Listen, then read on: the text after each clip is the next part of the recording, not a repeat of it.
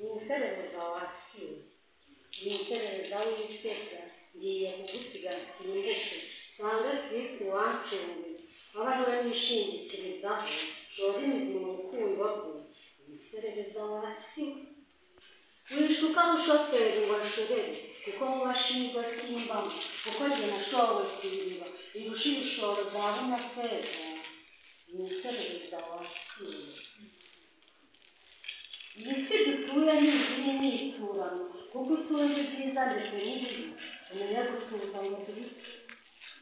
Kristo yarampamagaye nditaba, aho kumusanga irindi jwi rikisimbuka, nsubira inyuma gusanga ibyo nsanzwe. Abonye ibyanjye ati noneho ndumiwe, nahamagaye benshi bahita bitaba, natoye Yesu akiri muto, niyita ku buranga yari afite, aranyiyegurira birakomera. Ab'isi ntibarushima baramutoteza, ngo ntakwiye kuri sugi, abamushaka batabuze.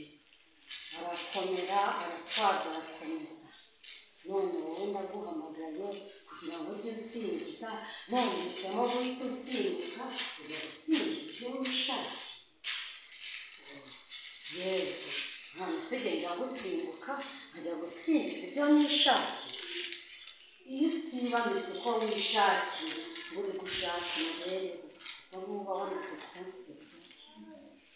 Uretse n'ibyo, iyo uteze gutabazanye, sinjya mureba utanyitaho, impuhwe zanjye nkagusanga nkagukiza. Yesu, ntureke kugira ngo ngusingize, isuye mutagatifu Yesu, azagufasha gutsinda udacogora. Yesu amateka ye ntayo nzi, tega amatwi nyakubwira bazirikana, ko intwari birakorerwa. Yesu abonye bikomeye, urugamba rukomeje, abamushinja bahageze, ibyo bamurega bihashyitse, uko ari umukristo bitemewe, niko yabonye icyo gukora. Yarasenze cyane bikomeye, abantu baza ndahashyika. Mwitegereje gutwaza k'uwo mwana, nsanga bikabije, ndamwegera ngikomera, humura turi kumwe.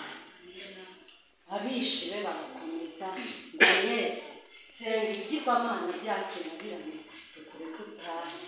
Yesu ati ntibishoboka.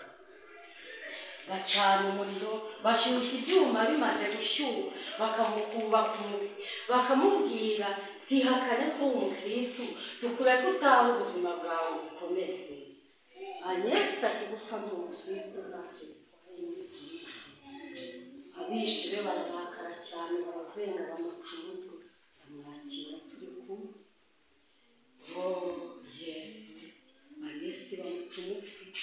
Njyewe rero iyo mbonye bikomeye, mpita nshenga kuko ntinya gukomereka.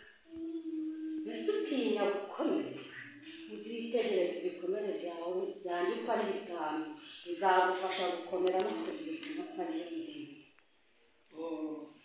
Yesu, wabaye intwaro dusabire, udufashe kuzatsinda tutananiwe.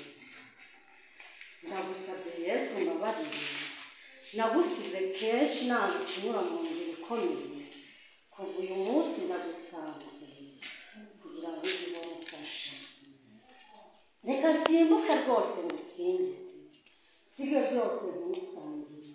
Sanze uwagusinze ahora aseka, abatabizi ngo yarasaze, kandi abicuze rimubamo. Yari umusizi usigaye yisegura kuri Yesu ngo amubabarire. Nyiranziza Jacqueline, Imana iragagusingiza.